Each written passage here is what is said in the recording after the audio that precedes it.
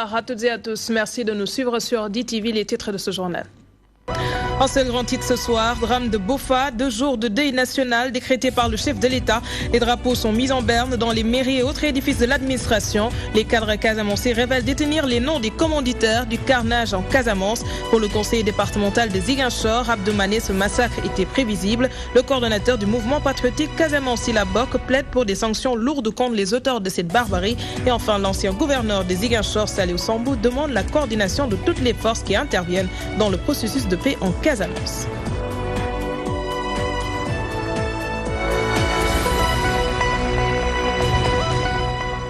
Les commanditaires du carnage en Casamance identifiés, révélation des cadres casamançais. Ils attendent que l'État entame l'opération pour dévoiler des noms. Toutefois, ces cadres proposent un plan de sauvetage et d'urgence pour interdire définitivement les coupes de bois dans cette zone. Ils ont fait face à la presse cet après-midi. Le point avec Ibrahim Fall. Déterminé à concrétiser l'aboutissement du processus de paix en Casamance, le collectif des cadres casamançais à pied d'œuvre pour accompagner le gouvernement a arrêté les auteurs du massacre occasionnant 13 morts. Ces membres du collectif des cadres casamançais disent être prêts à dévoiler le nom de ces criminels. Les gens qui sont en train de tuer les forêts du sud de notre pays puissent être identifiés. Nous en avons identifié quelques-uns, mais l'État qui a tous les éléments les a également identifiés, et bien que ces gens-là puissent être poursuivis et punis de la même manière que nous pensons que toutes les énergies doivent concourir pour que ceux qui ont commis ce forfait-là également puissent être débusqués, poursuivis et jugés. L'opération des coupes de bois, un facteur qui favorise les tueries dans la région sud, notamment en Casamance. Ces cadres proposent au gouvernement un plan d'urgence et de sauvetage pour interdire les coupes de bois si l'on souhaite une paix en Casamance. Pour la reforestation de la Casamance, nous pensons qu'un plan quinquennal d'une 50aine de milliards peut et doit pouvoir apporter du travail à au moins 300 000 jeunes en 5 ans. Nous pouvons apporter notre contribution jusqu'au moyen de financer ce plan-là. C'est un plan de 10 milliards. Je peine pour cette jeunesse-là. Et c'est cette même jeunesse qui est en train d'être tuée en Casamance. Et c'est cette même jeunesse malheureusement instrumentalisée et payée qui est en train d'assassiner la forêt de la Casamance. Parce que dans cette histoire, ce qui ressort aussi, c'est qu'une bonne partie de la forêt de la Casamance est en train de disparaître. Après une accalmie depuis plus de 5 ans, voilà une attaque qui risque de compromettre le processus de paix. Pendant ce temps, les acteurs qui œuvrent pour la paix définitive veillent au grain et se disent prêts à barrer la route aux malfaiteurs. Un ancien commando de la 3e compagnie qui a servi dans la zone révèle les dangers dans cette contrée située près de la Guinée. Il soutient que la zone est exploitée pour la culture du chanvre indien, mais sert également de lieu de stockage pour des troupes du MFDC. Selon lui, c'est une zone extrêmement dangereuse. Il a souhaité garder l'anonymat, suivant ses propos. Il faut que les gens se réveillent. Bofa n'est pas un secteur sûr. C'est un secteur trop dangereux pour le militaire et pour le civil. Cause pour laquelle les agents des eaux et forêts ne vont jamais à Bofa. Les douaniers ne vont jamais à Bofa pour contrôler quoi que ce soit. Parce que c'est un secteur trop dangereux. Et c'est un secteur qui a une très grande étendue de chanvre indien. Il y a trop de chanvre indien et c'est la principale ressource du maquis. Je ne vois pas l'utilité de dire aux gens que les victimes étaient parties chercher du bois mort. C'est une fausse information. On peut comprendre quelqu'un qui cherche de l'argent. Il va dans cette forêt couper des troncs d'arbres pour en faire des planches. Arrivé là-bas, tu croises des bandes armées qui viennent des fois de la Guinée-Bissau. Tu as tout sauf la paix. Parce que c'est à 800 mètres de la borne frontalière avec la Guinée. J'ai écouté la déclaration de l'MFDC et de mon opinion personnelle, je sais qu'ils ont raison. Parce que actuellement ils sont affaiblis. Ce massacre était prévisible, affirmation du conseiller départemental de Ziguinchor. Abdou Mané, l'ancien député, est revenu sur bon nombre d'événements qui se sont succédés depuis novembre 2017. Le coordonnateur du mouvement patriotique Casamance, Sylla Bok, pour sa part, plaide des sanctions lourdes contre les auteurs de cette barbarie, d'autant plus que le MFDC refute toute implication dans cette attaque. Selon lui, les discussions pour une paix durable ont assez duré et il est temps que les pertes en vie humaine prennent fin. Les précisions d'Elhadj Moussabé. Mission environnement et l'aménagement du territoire du département de Ziguinchor. Le conseil départemental rappelle un certain nombre d'événements qui sont antécédents à la tragédie. Un camion chargé de bois avait été surpris par les rebelles et a été brûlé purement et simplement avec sa cargaison de bois. C'était dans le département de Bignona. Il y a eu aussi les comités villageois de la même zone de Toubacouta qui sont opposés à des coupeurs de bois. Et cette affaire a atterri à la justice. Et ce sont malheureusement 4 jeunes garçons qui sont membres du comité villageois de veille contre les coupeurs de bois qui ont été condamnés pour 1 mois en prison à Ziguinchor. Et donc le 3e événement là est venu. Pendant tout ce temps, nous sommes tous complices au Sénégal. Personne n'en a parlé. Le MFDC récuse toute implication au massacre de Bofa, une position qui interpelle l'autorité à sévir, relève de son côté le coordonnateur du mouvement patriotique Casamance, Sylla Bok. L'État a l'obligation d'aller jusqu'au bout de son enquête pour déterminer les vrais fauteurs, les traduire devant le peuple et les sanctionner. Nous nous réjouissons d'entendre le MFDC communiquer sur sa non-implication dans ce massacre. L'ancien député renseigne également sur l'absence de dialogue fécond depuis 2014. Rappelez-vous que c'est en 2014 que le MFDC a libéré les soldats pris en otage. Je crois savoir que les termes de cette libération, il y avait un certain nombre d'engagements et ces engagements n'ont pas été respectés.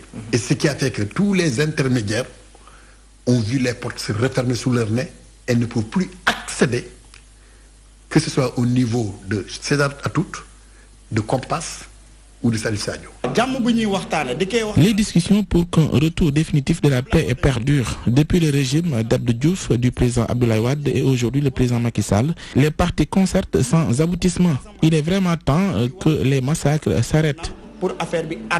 Ces ressortissants de la Casamance saluent toutefois les 48 heures de deuil national décrétées par la République. Ils témoignent ainsi leur espoir quant au retour définitif de la paix dans la région sud. Le coordonnateur du mouvement patriotique Casamance, Sylla Bok, est très remonté contre le roi du Malar. Ababacar Demba Gassama s'est dit outré par l'attitude de Youssou Ndour le jour du drame qui, selon lui, a minimisé le chagrin du peuple sénégalais en maintenant son concert. Il invite à présenter des excuses publiques. Sa réaction au micro de notre reporter.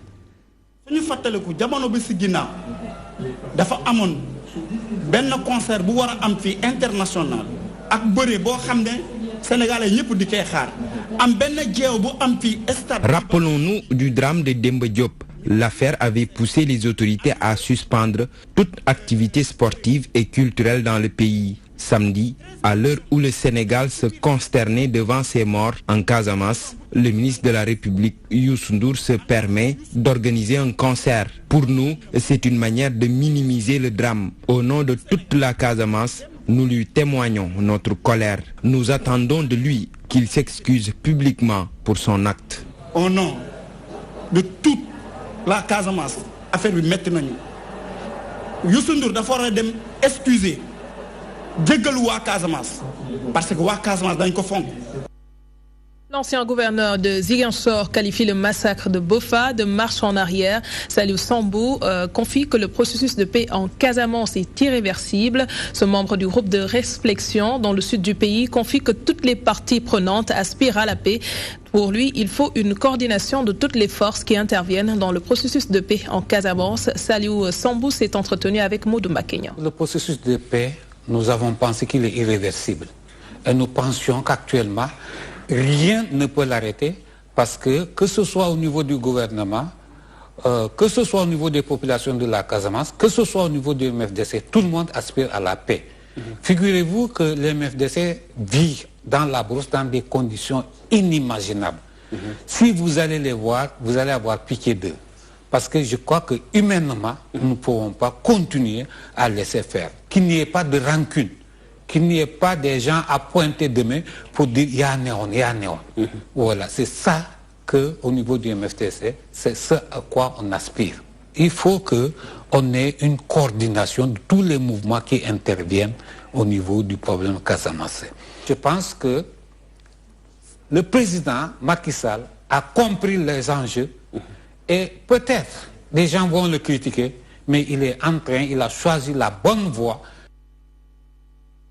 Vous pourrez suivre l'intégralité de cet entretien dans votre émission d'ISO. Ce sera ce mardi à partir de 22h avec Modou Makenyan.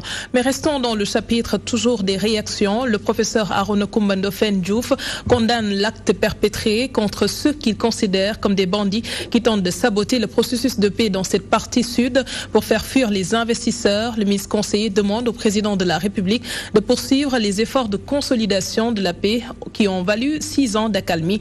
Il a tenu ses propos en marge d'une cérémonie de don à Touba. Il s'exprime au micro d'Elhadj Modou Gueye. Déplorons quand même cet acte de barbarisme. Nous déplorons ce massacre qui a été opéré par ce que j'appelle des bandits. Le président de la République avait entamé des négociations. Et si vous suivez l'actualité de ce qui s'est passé dans cette région du Sud, depuis 6 ans, nous ne connaissons que la paix là-bas. Et toute la population sénégalaise avait cet espoir de paix en Casamance, et ce qui a suscité quand même la ruée des investisseurs au Sénégal étant le pays le plus stable. Donc, nous demandons au président de faire des enquêtes et que justice soit faite à l'encontre de ces vraiment meurtriers d'enfants sénégalais. 2 jours de deuil national décrétés en hommage aux victimes à compter de ce lundi. Beaucoup de Sénégalais n'étaient pas au courant de cette décision, mais ils compatissent à la douleur des familles éplorées. Selon eux, il est grand temps de trouver une solution définitive à la crise casamançaise. Et pour ce faire, ils préconisent le renforcement de la coopération avec la Guinée-Bissau et la Gambie. Le point avec Mohamedou Diallo. Drapeau en berne, symbole d'une nation unie dans la douleur. 2 jours de deuil décrétés en hommage aux 13 personnes assassinées à Borefay. La moindre des choses, La moindre des choses, c'était d'en informer tous les citoyens. Je pense qu'il y a un problème de communication. Moi, je n'étais pas du tout au courant. Mais dire aussi qu'il est temps que les Sénégalais comprennent que nous sommes une nation, une seule et unique nation, que les gens doivent s'aimer, s'en tenir et se respecter. Leur amertume ne trouve pas de nom. La région sud, frappée de plein fouet par une attaque, la goutte de trop. Et pourtant, le processus de recherche d'une paix définitive en Casamance semblait porter ses fruits. Malgré cette attaque, nous savons que le processus de recherche de la paix était sur la bonne voie. La paix en Casamance devrait préoccuper toutes les franges de la société, musulmans, chrétiens et tout le monde. Ce conflit n'a que trop duré. L'heure ne saurait être à la panique. Elle est plutôt à l'union nationale et sous-régionale pour venir à bout de ce problème. Quand les gens décident de faire quelque chose, il ne faut pas s'arrêter à mi-chemin. Quoique nous sommes en bon terme avec la Guinée-Bissau, nous sommes en bon terme avec la Gambie, je ne vois pas pourquoi jusqu'à présent cette histoire n'est pas réglée. Maintenant, ce qu'il faut, il faut que les chefs d'État se retrouvent et essayent de voir. Cette rébellion ne fait que l'affaire de certains pays de la sous-région. Donc, nous aurons besoin du concours de tous les pays concernés. Le deuil national, une tradition républicaine perpétuée en de pareilles circonstances au niveau des différents édifices administratifs et institutionnels.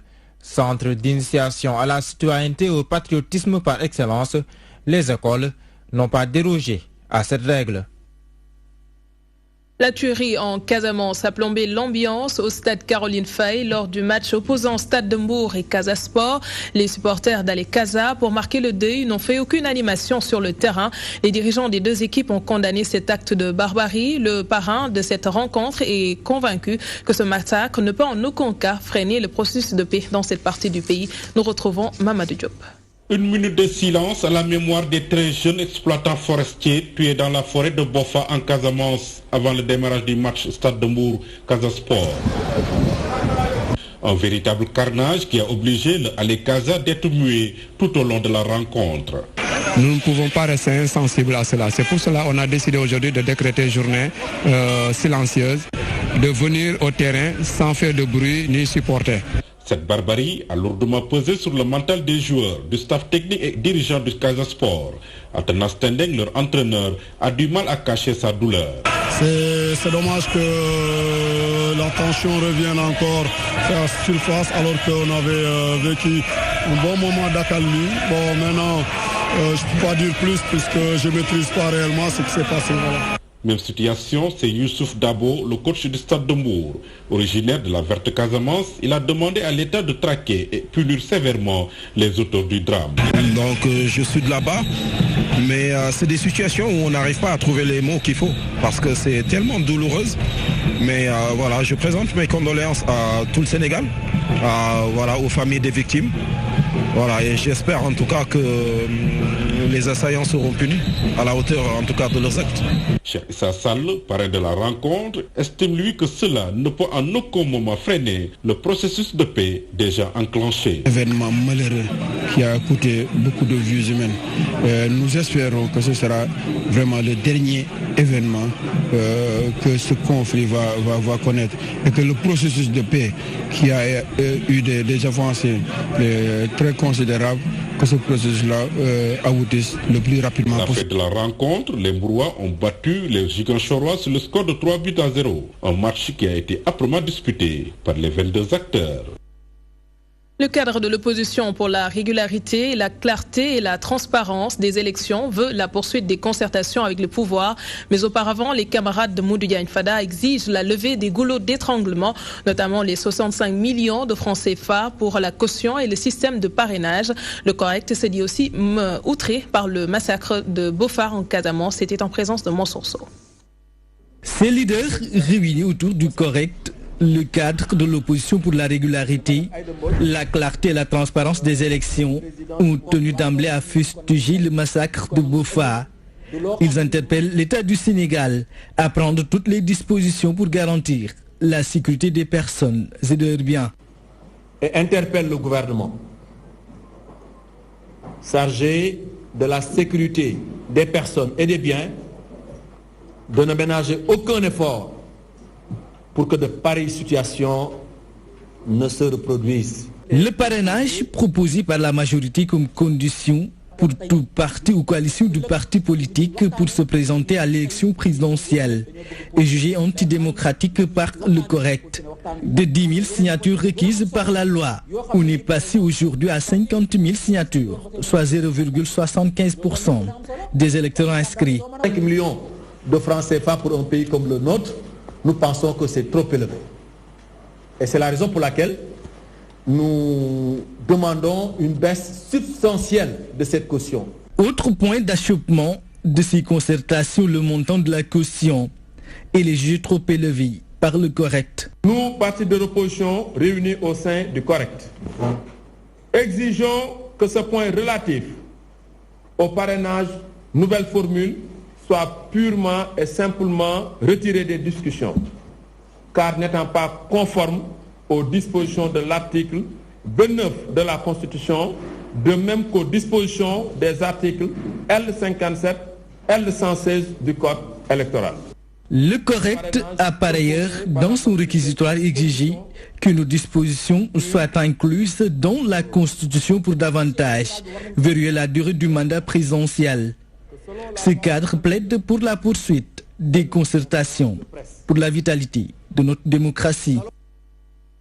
Après le PDS, le Correct, une structure qui regroupe plus de 15 partis et mouvements politiques, propose la réduction du montant de la caution. Le directeur exécutif de l'ONG 3D, Mouniaï Sissé, invite le chef de l'État à prendre en main la question du dialogue pour surmonter ce blocage. Pour l'expert électoral Ndiaga Silla, il faut un préalable pour des concertations sincères autour de la question du parrainage et de la caution. Un travail de Code Ndiaye. Après le Parti démocratique sénégalais, le Correct hausse le ton et pose ses préalables pour participer au dialogue. Entre autres points soulevés par cette entité de l'opposition figure la réduction de la caution. Pour cet expert électoral, la caution doit être ramenée à un montant raisonnable tout en évitant l'anarchie. Nous-mêmes, nous estimons aujourd'hui que si en fait on permet à chaque parti politique, alors que nous en avons près de 300, de pouvoir, en fait, donc, avec une caution assez réduite, et sans le système, par exemple, de parrainage, donc on risque justement d'enregistrer peut-être une floraison de candidatures. Je pense que 65 millions, c'est quand même c'est un montant assez élevé. Ce responsable de la société civile invite quant à lui le chef de l'État à suspendre la délégation et à prendre lui-même cette question du dialogue. En prenant en charge cette question, il pourrait par exemple rencontrer lui-même, il sait les canaux, il sait comment faire pour arriver à cela, rencontrer lui-même l'opposition, mais surtout les rassurer. À la place du bulletin unique proposé par l'opposition, la majorité propose le système du parrainage, une option discutable selon ses responsables de la société civile. Nous comprenons en fait les inquiétudes qui sont du reste légitimes d'une certaine partie de la classe politique, parce qu'ils ne voudraient pas que justement le fait d'imposer en fait donc le parrainage aux partis politiques soit un moyen justement pour empêcher à des formations politiques ou à un adversaire politique de participer à l'expression des suffrages. C'est une équation qui nécessite justement qu'on instaure le dialogue pour arriver à un consensus. Il faudrait encadrer, n'est-ce pas, la liberté de se porter candidat. À moins de 15 mois de la présidentielle de 2019, pouvoir et opposition n'arrivent toujours pas à accorder le violon sur des questions électorales telles que l'audit du fichier et la question des cartes nationales biométriques. Et nous changeons de registre. Lancement ce lundi des travaux de construction de l'esplanade du musée des civilisations noires. Ils seront bouclés d'ici 3 mois. Autorités sénégalaises et celles de la coopération chinoise ont procédé ce matin à la pose de la première pierre. Ce projet répondra aux besoins d'exposition et de loisirs à grande échelle en air. Aïda Mamadou Diop était sur place.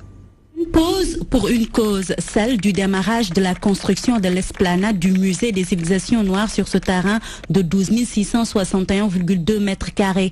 Un terrain situé entre le musée et le grand théâtre. Ainsi, l'esplanade sera le link entre ces deux grands édifices. Cette esplanade qui va être réalisée, dont vous verrez tout à l'heure la maquette, va résoudre définitivement ce continuum culturel et faire du grand théâtre, du musée, de cet espace, un projet culturel complet. Elle va donc symboliser le début de la réalisation du dernier acte dans ce projet entamé en 2011. Financé à hauteur de 14 milliards de francs CFA par la Chine, l'esplanade vient ainsi matérialiser la solide relation entre la Chine et le Sénégal. Les entreprises chinoises prennent aussi une part active dans la coopération bilatérale en s'engageant dans des projets d'intérêt publics tels que l'autoroute Ila-Touba, l'autoroute aéroport Montbourg-Thiès, l'approvisionnement en eau potable en milieu rural. L'esplanade, ce sera un espace vert, de la restauration et des loisirs à grande échelle et en plein air, ce qui permettra de répondre aux multiples besoins d'exposition artistique. Le temps de l'action est maintenant venu et le musée des civilisations noires a un rôle fondamental à jouer. Il ne s'agit plus d'importer des modèles managés par d'autres, mais de penser notre développement par nous-mêmes et pour nous-mêmes. Et à ce jeu, il va bien falloir savoir qui nous sommes. D'où le rôle fondamental que doit jouer la culture dans le projet de la Renaissance africaine.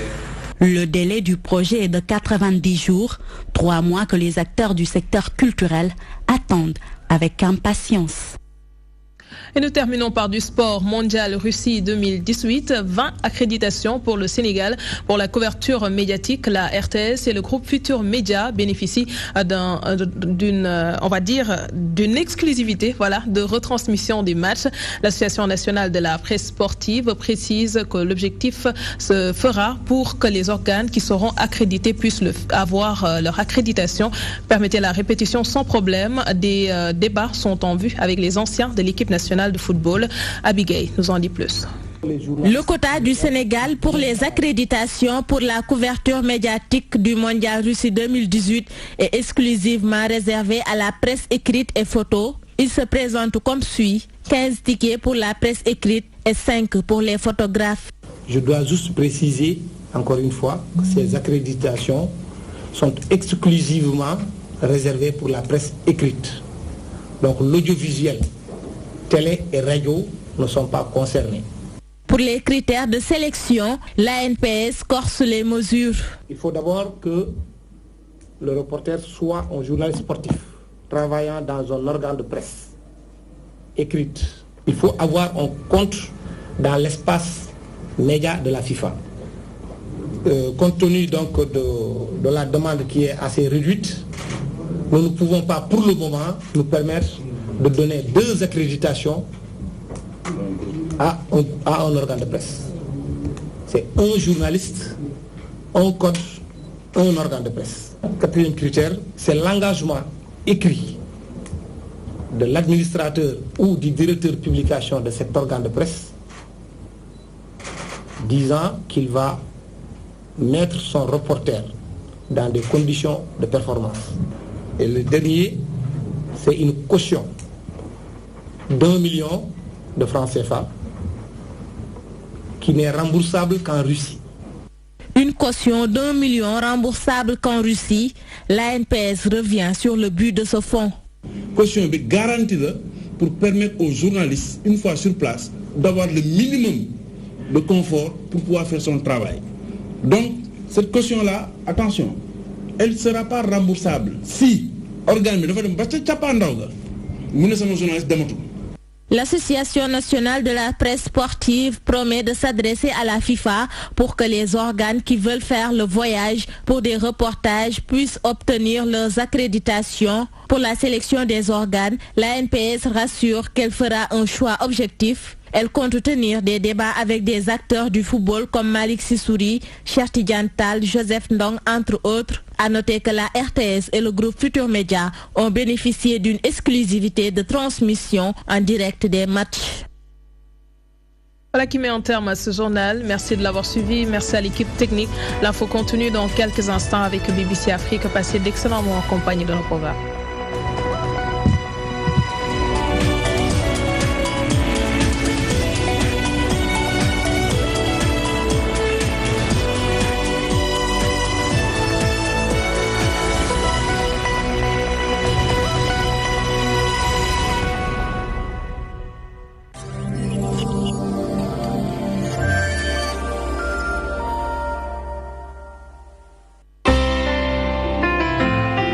بسم الله الرحمن الرحيم